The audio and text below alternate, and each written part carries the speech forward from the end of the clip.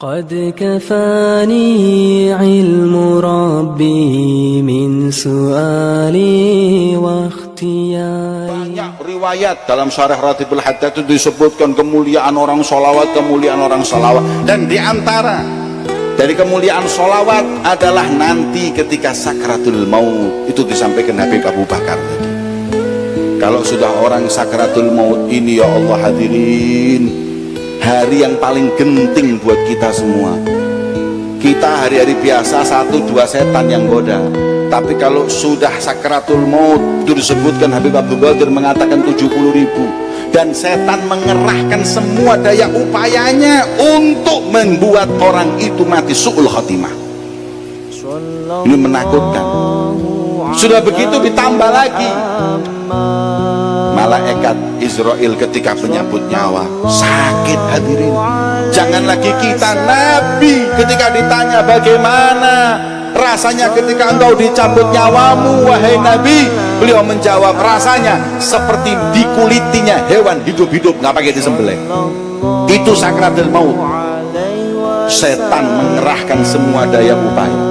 Jangan lagi kita mau merasa aman. Ya kalau Habib Abdullah bin Husain bin Tahir kita, Imam Malik, tahu Imam Malik? Ketika sakratul maut didatangi setan, didatangi murid-muridnya mengatakan la ilaha illallah, kata Imam Malik, la, enggak Imam, la ilaha illallah, enggak. Nangis muridnya Imam Malik ketika ditalkin bilang tidak. Kemudian ketika beliau sadar, orang meninggal itu kadang sakratul maut, kadang sadar, kadang sekarat, kadang sadar, selalu seperti itu. Kemudian pas sadar, muridnya berkata, Imam, kenapa? Tahu nggak kau ketika tadi aku katakan, aku talqin la ilaha illallah, kau berkata tidak. Beliau mengatakan, saya nggak mengatakan tidak kepadamu, tapi aku berkata kepada syaitan yang datang kepadaku dan berkata, engkau adalah orang yang soleh, kau berhasil dalam hidupmu wahai Imam Malik. Beliau berkata, tidak, jangan kau tipu daya aku. Kalau kau mengatakan kau orang soleh, ya aku orang soleh, berarti aku ujub meninggal dalam keadaan penyakit hati. Maka beliau mengatakan tidak. Iku Imam Malik, apalagi Haji Malik hadirin. Mana mau aman kita sakratul, apalagi 70.000 malaikat, 70.000 setan. Orang-orang kayak kita ini nggak usah 70.000 setan, setengah setan cukup hadirin. Kadang-kadang setan aja kalah sama kita hadirin. Terus gimana sakratul maut seperti itu? Padih sakratul maut, setan banyak. Mereka orang yang bersolawat kepada Nabi Muhammad mendapat kemuliaan dengan hadirnya rauhaniyatu Rasulullah bersama orang-orang yang ketika sakratul maut setan lari. Sakratul maut setan lari, tapi tetap namanya sakit ya sakit hadirin. Wong Nabi aja ketika diambil nyawanya oleh Israel seperti apa? Kambing dikuliti hidup-hidup. Tapi kata ulama, jangan khawatir, Rasulullah hadir, wajahnya yang indah akan menjadi pemandangan orang yang sakratul maut. Kalau wanita melihat wajah Nabi Yusuf, tangan terpotong tanpa sadar, umat Nabi Muhammad sakratul maut yang pedih tidak akan terasa karena indahnya wajah Nabi Muhammad. Kemuliaan yang sholawat kepada Nabi Muhammad belum cukup hadirin. Meninggal setelah itu dikubur. Ketika dikubur, Rasulullah dalam hadisnya menyebutkan seperti dikutip dalam kitab Fathul Mu'in, di syarahnya I'anatul Talibin, ada hadis yang menyebutkan man aktsaro minas sholati alayya fi hayati amarallah jami' makhlukatihi an tastaghfir lahu ba'da mamati. Orang yang hidup di dunianya sering sholawat kepada Nabi Muhammad, maka kalau meninggal dunia Allah akan memerintahkan semua makhluknya senantiasa beristighfar untuk hamba yang memperbanyak sholawat kepada Nabi Muhammad. Masya Allah, untung kita sholawat keliling. Setiap daerah yang kita sholawat ini semua nanti akan sholawat, akan istighfar untuk kita ketika meninggal. Beruntung, makanya pindah-pindah terus kemana-mana. Semakin banyak tempat yang kita sholawati, semakin banyak yang menjadi saksi dan akan mengistighfarkan kita nanti ketika mati. Terus ini dikubur, enak kan?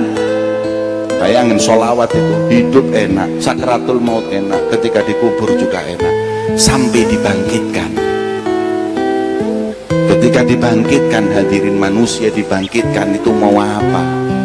Hari yang menakutkan tersebut gak ada yang aman kecuali yang dekat dengan Nabi Muhammad. Gak ada yang aman, hadirin, kecuali yang dekat sama Rasulullah itu aman. Disebut manusia ketika itu datang kepada Adam, kata Adam, nafsi nafsi idhabu ila ghairi, datang kepada yang lain ke depan sampai ke Rasulullah. Ketika Rasulullah yang akan memberi syafaat, Rasulullah memberikan syafaat, mengatakan analaha, sujud di hadapan Allah. Kemudian Rasul mengatakan beri syafaat. Yang diberi syafaat Nabi Muhammad yang dekat-dekat dulu, hadirin. Kita nggak bisa bayangin, kadang-kadang kita ini hadir majelis seperti ini, kayak gini nih, mau salaman sama Habib Mahdi aja nggak bisa. Apalagi kalau sudah ada banser. Banser ini, kalau sudah ada banser, Habib mau salaman dicepres terus. Deket salaman diuncal. Tapi belum bansernya salaman dewi. Yaumil mahsyar. Kita mau deket sama Nabi ini gimana, hadirin? Jamaah cuma 2000 salaman sama Habib Mahdi aja nggak bisa, apalagi ini 20 triliun. Kita dapat jatah di belakang mentit gak ketok. Mana mungkin kita bisa salaman sama Nabi? Sahabat di depan, wis model sahabat di depan, tabiin di depan, kemudian para aulia di depan. Kita ini ngemper di belakang, mentit gak ketok. Nabi Muhammad gak bisa. Mau dekat sama Nabi bagaimana? Lawang amalan mereka seperti itu, 25.000 la ilaha illallah, 25.000 ya Allah, 25.000. Itu katanya sebagian ulama mengatakan itu amalan Habib Abdullah bin Husain bin Tariq sebelum tidur. Jadi kalau mau tidur tuh bacanya la ilaha illallah 25.000 sebelum tidur, wirid sebelum tidur segitu. Sampai saya kasih ijazah, wocon bengi. Siap. Poro. Sampai Ramadan dan tentek sampai mojo. Itu amalan beliau seperti itu.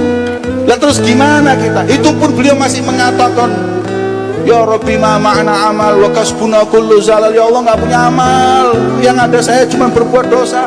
Ihsanuna masawi wasidkuna da'awi nura'ilil khalaik walil warnu nafik. Ya Allah, seperti itu beliau. Terus kita ini dapat jatah apa dari Nabi Muhammad? Tapi Kanjeng Nabi memberikan kepada kita solusi, hadirin. Apa kata Rasulullah? Aqrabukum minni manzilatan yaumal qiyamah aktsarukum alayya salatan. Orang yang paling dekat kedudukannya nanti di sisiku di hari kiamat adalah orang yang paling banyak sholawat kepada Nabi Muhammad. Maka beruntung kalian hadirin yang banyak sholawat sama Nabi. Maka setiap hari panjenengan hadir majelis seperti mendekatkan diri nanti di hadapan Nabi Muhammad.